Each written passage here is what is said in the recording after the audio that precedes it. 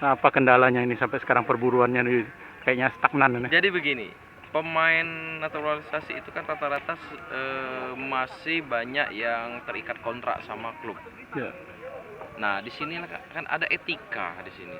Bukannya kita tuh tidak mau langsung, oh oke, bukan tidak mau seperti itu. Cuman kan mereka ada etika.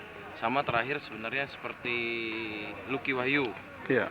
Lucky Wahyu itu sudah deal di saat Persela Lamongan masih berkompetisi di Piala Menpora. Ya. Namun kan di sini ada etika, selesaikan mereka dulu event.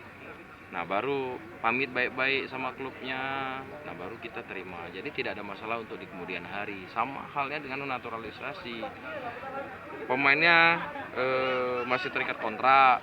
Kita tunggulah nanti komunikasi kita selanjutnya seperti apa, pasti kita kasih tahu kawan-kawan di media. Tetap harapan kita dua orang. Dua orang. Playmaker 1, striker 1. Waduh, mantap. Siap.